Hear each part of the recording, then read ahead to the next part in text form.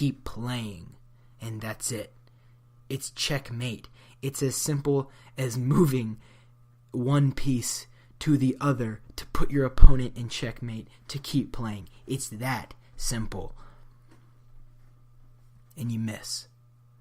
Not only do you miss by a hair, by a couple of inches. You're so close, and all of a sudden your heart just it's like that scene in Infinity War. And I'm gonna spoil it, so if you haven't seen the movie, stop listening to this. Just pause it. Go look. It's on Netflix, I think. You can go on Netflix, watch Infinity War. Okay, see the scene, and then come back and resume this podcast. Okay, watch it. So watch that. It was like the scene in Infinity War when they all turned to dust and powder. Okay, that was all of Chicago right there. They were Black Panther, just turning to dust. Okay. That is what Chicago was tonight,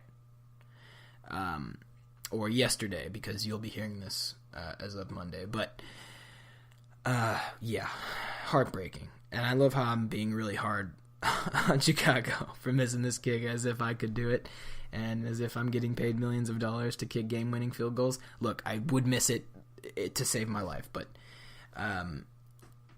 yeah, I feel for him. I feel from being in the position of playing football and I wasn't a kicker, I was a linebacker, but we had kickers that missed game-winning field goals, and it wasn't even an important game. It was the first game of the season. And then against St. Mary's Hall my junior year. And against St. Mary's Hall my senior year again. So, shout out. If you know, you know. But botch kick. Anyway, a lot of you won't get that, but some of you will. I know the feeling of missing a game-winning field goal and just how not in control you feel. I mean, you work so hard during the week to prepare, to watch film, to lift, to hydrate, to stretch, all the stuff that goes into that.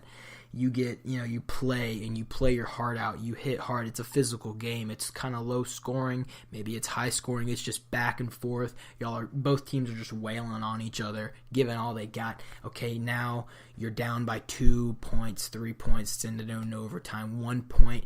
Okay, you're so close from winning. You send your field goal unit out. It's a chip shot. No, you miss the field goal. And it's a team loss, just on the simple mistakes. And I feel it. I feel it. And, I don't know if that kicker's going to lose his job. He won't. I don't know. I'm not getting paid millions of dollars to make those type of coaching decisions. But Eagles take home the victory after winning. They showed the camera at Nick Foles, and he's just going, thank the Lord that they missed. I mean, how do you hit? I will never understand how you hit the crossbar in football, but I've never done it, so I can't attest to how one goes about doing that. And so, going forward, what does this mean?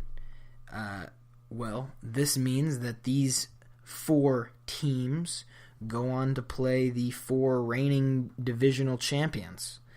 Not reigning. Well, I guess reigning for this first time for you. We'll get into it. Okay. So for the AFC divisional, Colts and Chiefs. This one is going to be interesting, even though the Colts are playing as well as they are over the past couple of weeks, that really the back half of the season. They've fought hard to get where they are, and they won the playoff game handily against a decent Houston defense. Actually, a great Houston defense, but a decent Houston offense. We've covered that. Can't protect the quarterback. I just don't think Andrew Luck and this Indianapolis offense will be able to produce the numbers that Patrick Mahomes will be able to produce. in Kansas City. So it's the Colts and the Chiefs. My money, all 2 cents of it, is going to Kansas City. I just don't think that it's going to be fair offensively, and I don't think the Colts defense can slow down Patrick Mahomes and all of the weapons that they have. I mean, it is ridiculous how many weapons they have, and just how well they execute. It's one thing to have a lot of weapons, but it's another thing. It's a whole nother thing to be able to take those weapons and execute what you draw up. Patriots have been able to do that. Alabama has been able to do that. Clemson has been able to do that. You have all these weapons, and you're able to use them to, have a common goal. A lot of teams have weapons, but that's not enough in the league. You have, in anything really. You might have talent in life. You might have all the money in the world, but if you don't know how to use it properly, you're not going to get anywhere. And so that's kind of how it is with this game in general. I don't think the Colts will be able to execute at the level that the Chiefs will. So I got my money on the Chiefs. And then I'm a little parched. In the other game, in the AFC Divisional, we got the Chargers and the Patriots. This one I'm always back and forth because literally every time I've betted against Tom Brady, I have been wrong. But one of these days, I got to be correct on this. So I'm going to say Brady chokes. I'm going to say he chokes. Brady, at this point in his career, doesn't have to do a lot. He doesn't. Go back and watch film of Tom Brady this season. He doesn't have to do a lot. Don't get me wrong. I just said that team executes the little things so well, and it turns into big plays. They're not explosive at all. That team is the least explosive in the entire league. Mark my words. Write it down and say it in my eulogy. Say Alex King was a great man. He lived by a good code. Say whatever you want, but make sure to put in that I said on January the 6th of 2019 that Tom Brady and the Patriots are the least explosive offense in the entire league for the season of 2018. Make sure you put that in, okay? Because that's my claim to fame right there. No, but I'm serious. He literally doesn't have to do much. He throws wide receiver screens, gives the ball to his playmakers. He hands it off to James White. He throws hitch routes to James White, curl routes to James White. You can't really give Gronk the ball that much because he hasn't been productive. He's been anti-productive.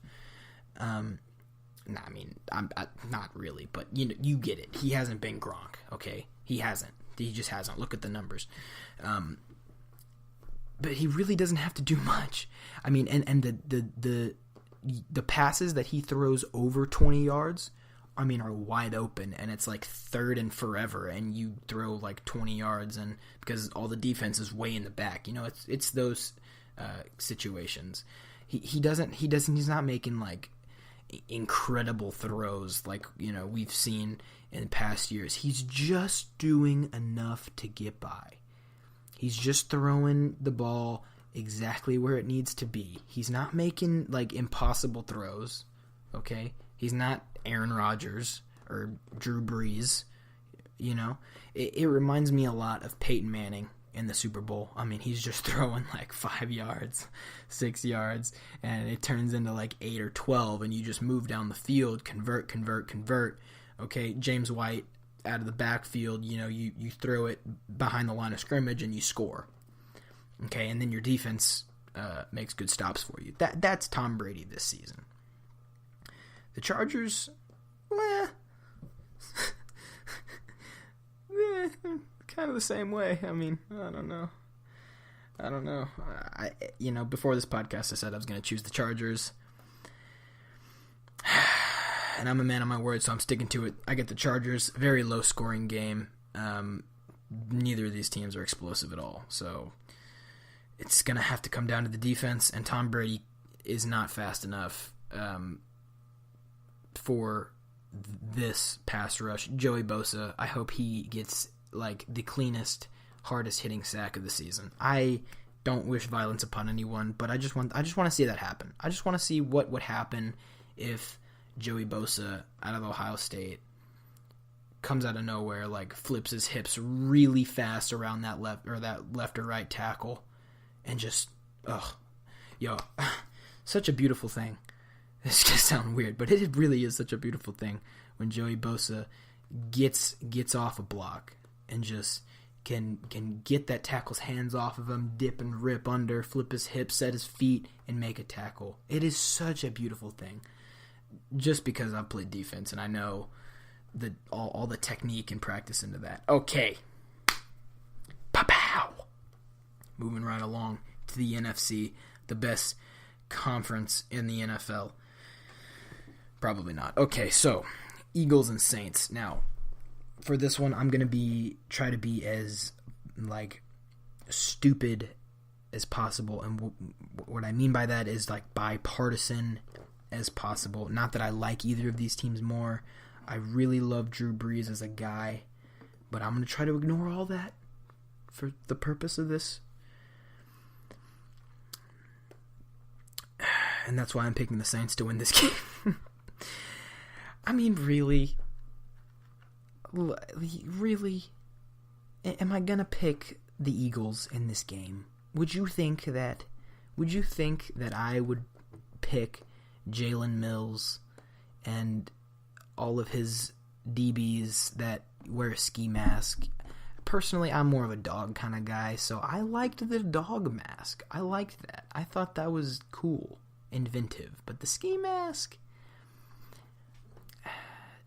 I think there are rules to this. I think if you're a defense and like you want to make a name for yourself, stick to one thing that everybody knows and likes, because everyone knew you as like the dogs. Okay, and now you're the burglars. I'm confused. What are we doing? I'm talking about this like it matters. The point is, I'm picking the Saints. Okay, they, like I said, can execute on all phases of the game. Now, I'm gonna come back to this game after I talk about the Rams and the Cowboys. Okay, so Rams and the Cowboys. I'm from San Antonio, so most people from San Antonio are Dallas Cowboy fans. That's just how it is. We like the Spurs and we like the Cowboys. Jerry Jones will never have another team come to San Antonio. We almost had the Raiders come to San Antonio, but he said no. He opposed it because he knows that a big majority of the Dallas Cowboy fan base is from San Antonio. My point is, I'm from San Antonio, so I like the Dallas Cowboys, but, and of course, I want to see him win. I want to see Dak Prescott. I love that guy at Mississippi State. I want to see them win. I want to see them upset Todd Gurley, Jared Goff, and the Rams. I want to more than ever, and I will be rooting for them, but for the purpose of this podcast, I'm calling the Rams to pretty much obliterate the Cowboys. That was a little much, wasn't it? Okay, I'm picking the Rams to beat the Cowboys, but maybe by like a touchdown or two, or 4. I don't know. You don't listen. Okay, so going back to the Saints game, I think the Eagles have a better chance of an upset than the Cowboys do, because like the Texans, they cannot score when we need to. They cannot. It literally takes a miracle for us to score. We score on things that we shouldn't score on. We score on broken plays. And it's like, okay, good job, Dak Prescott, for, not giving up on a play, always playing through. That's football IQ. That's good coaching throughout your football career. You're a good football player. But if you're gonna play one of the best offenses in football,